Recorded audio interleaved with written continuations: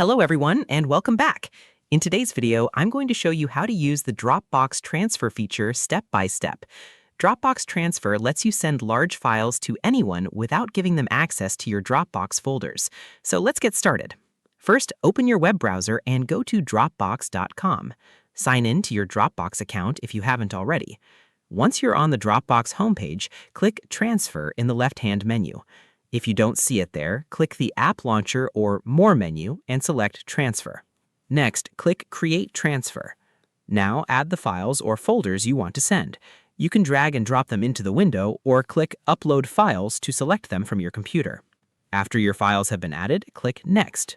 If you want, click the Settings icon to customize your transfer.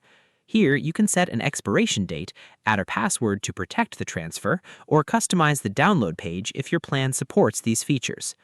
Once you've finished adjusting the settings, click Create Transfer. Dropbox will generate a unique download link for your files. Click Copy Link and send it to the person you want to share the files with.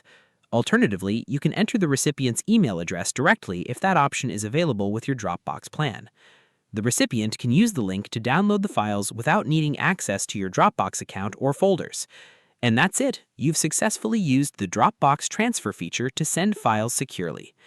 Thanks for watching. If you found this tutorial helpful, don't forget to like, subscribe, and turn on notifications for more Dropbox tutorials, cloud storage tips, and productivity guides. See you in the next video.